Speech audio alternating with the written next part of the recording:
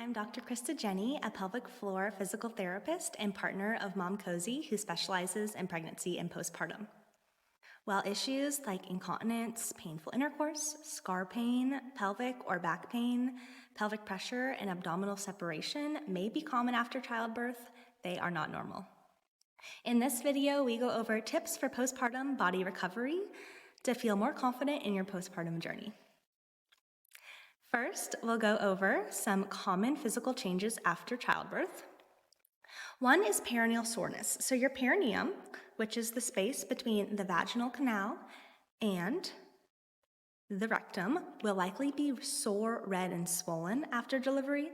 Ice can be really helpful to decrease pain, inflammation, and swelling.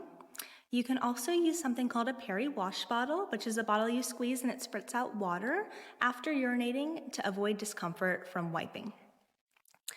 Another condition is diastasis recti. So this is the separation of the six-pack abdominal muscles. A lot of times there can be myofascial restrictions in the abdomen, as well as a lack of deep core strength that contributes to this. So focusing on those can help heal the diastasis. With pelvic organ prolapse, organs can bulge into the vaginal canal, so this can be organs such as the bladder, rectum, and uterus. Typically, people will feel more pressure at the end of the day and feel like something is in the way with intercourse. You might also feel like you always have a tampon falling out or just feel a sense of a bulge or have issues with incomplete emptying. It's important to note that approximately over 50% of women will have a slight prolapse postpartum, and majority of them can be asymptomatic with pressure management and proper pelvic floor muscle recruitment and control. So even if you have a slight prolapse, there's no reason to freak out. Pelvic floor physical therapy can definitely help. With both diastasis and prolapse, pelvic floor support garments and belly bands can be really helpful, as they help provide a gentle compression and lift to the pelvic floor. With the pelvic support garments, they can also help with compression over the C-section scar or the belly band as well. With the belly band, I always recommend to wear the band low, so all the way down at the pubic bone, the bottom of the band, and ensure it's slightly looser at the top to avoid pressing down on the organs. You can gently pull your belly up from under the band and in towards your midline, and this helps avoid downward pressure and helps approximate those six-pack ab muscles. Remember to always take off any band or support garment if you feel increased pelvic pressure or heaviness, pain, or having any urinary leakage. Also remember that you still need a strong core. We're not relying on the garments or bands to do all the work for us. We're more just letting them help us as a little bit of a crutch until we gain back that deep core strength. Next, moving on to C-section. With a C-section scar, it can be helpful to put pressure on the abdomen, such as holding a pillow prior to sneezing, coughing, laughing, or having a bowel movement, just to have some extra support there. Desensitization exercises can be helpful as well, so that's starting with something super soft, like a cotton swab, and doing it over your scar. You can move on to more rough surfaces, like the soft side of Velcro, the hard side of Velcro. Also, there's scar tissue mobilization, just making sure you don't start this until you're cleared by your physician. We want the scar tissue to be nice and mobile and not restricted so it doesn't contribute to other pelvic floor symptoms. You can also do some gentle stretches once cleared by your provider, such as big diaphragmatic breathing, back bending over a physio ball, or even just holding a cobra yoga position.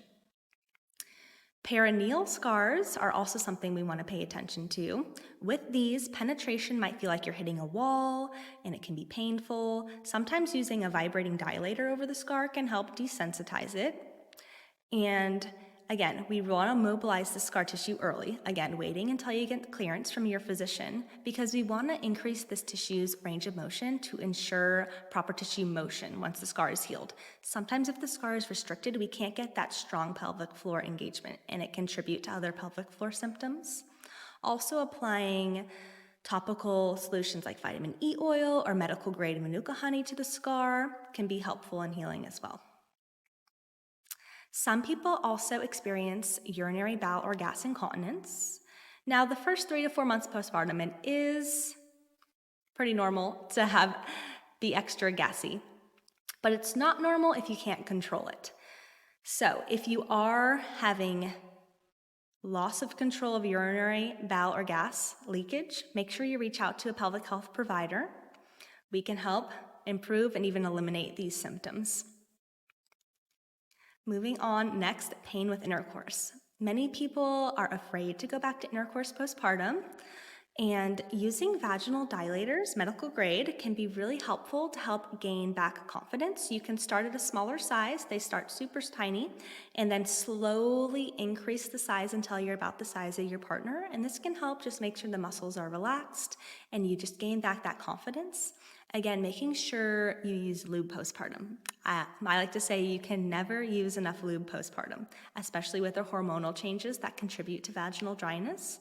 But if you're using lube and you're still having pain, that's when you really should reach out to a pelvic health provider. Last point here I'll talk about is breast changes. There are huge breast changes postpartum.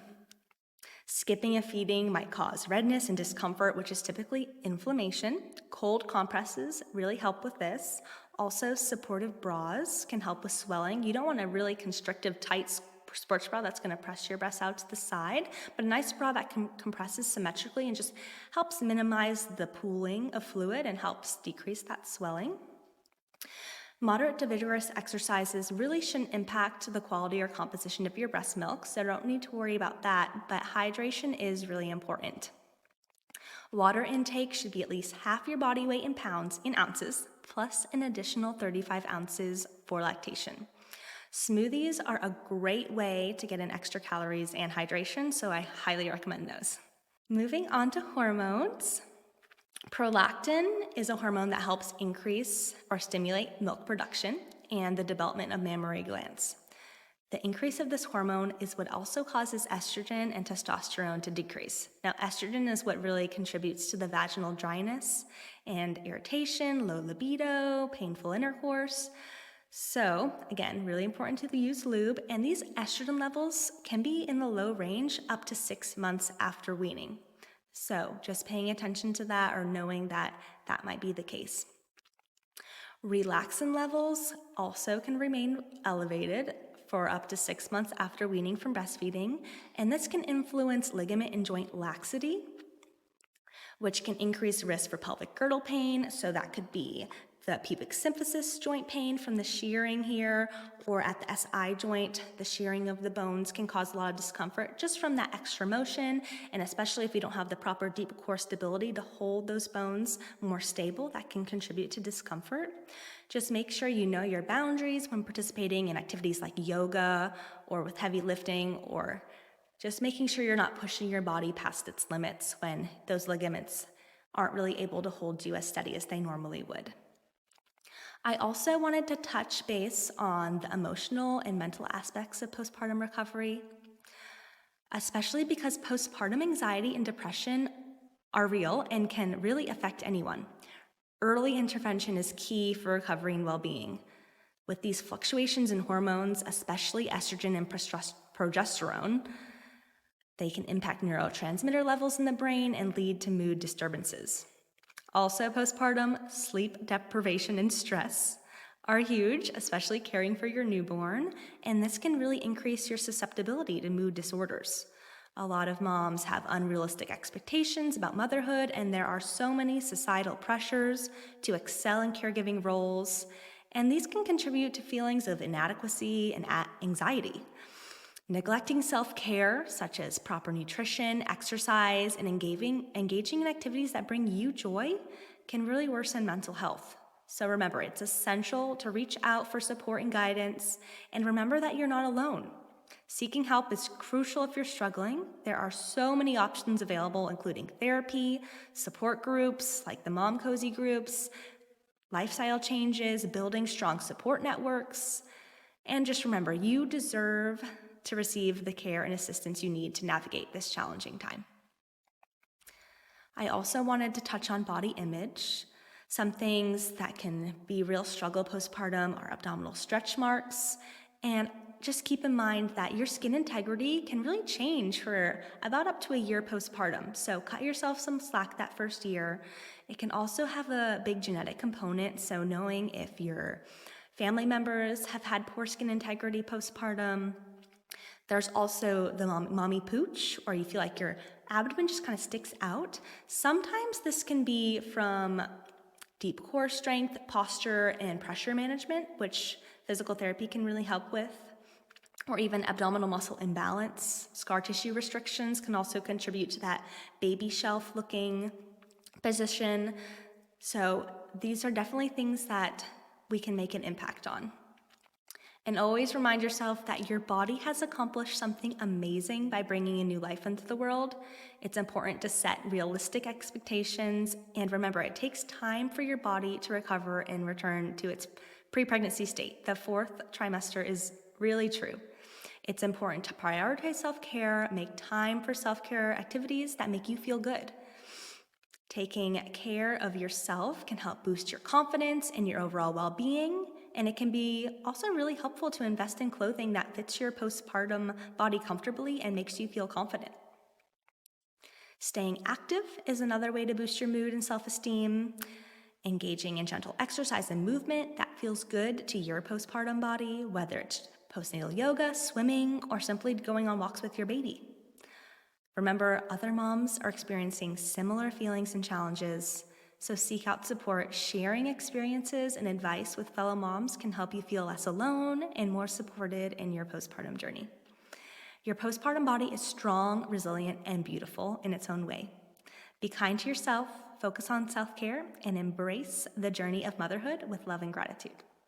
If you're struggling with body image issues, don't be afraid to seek support from a therapist or counselor who specializes in maternal mental health, as they can provide guidance, coping strategies, and resources to help you navigate this challenging time. I like to end with just some tips for postpartum body recovery. This is my general postpartum exercise guideline. Again, of course, make sure you're getting clearance from your medical provider first, and always stop any exercise if you experience the 3 Ps: pain, pressure, or peeing your pants. If you overdo it, bleeding can last a few days, so take it easy. First week, I generally like to you're pretty much in bed. Try not to be up on your feet for more than 5 minutes at a time. You can work on your diaphragmatic breathing, gentle pelvic floor and core contractions if they're not painful, and gentle opening stretches for the front of the body. Week 2, you're more around your bed. Still try not to be up on your feet for more than 10 minutes. You can start to do some single-legged marches while laying on your back, some bent knee fallouts side to side, just some gentle core work. Week 3 can be more up around your house. Still try not to be up on your feet more than 15 minutes at a time. Can start more mat-based strengthening like glute bridges, bird dogs, squats or lunges with no added weight. By week 4, you're more able to venture outside your home, back to low-impact exercises, can progress your bridges, squats, and lunges, typically waiting until the 6th week to add any resistance or weight, maybe starting indoor cycling or more power walking at that time. Typically waiting at least 3 to 6 months for return to running or jumping or more high-impact activities. Although everyone's individualized, so there might be some exceptions, but just as a general guideline, can always work with the provider to help guide you through that postpartum return to exercise as well. To conclude, while issues like incontinence, painful intercourse, scar pain, pelvic or back pain, pelvic pressure, and abdominal separation are common after childbirth, it's important to note that they are not normal. With the right tools and support, we can improve and even eliminate these issues. I hope you feel more empowered and confident as you navigate your postpartum journey, and thank you so much for watching. Please like, comment, and share this video, and join the Momcozy Facebook group for additional support and resources. Cozy Power by Momcozy.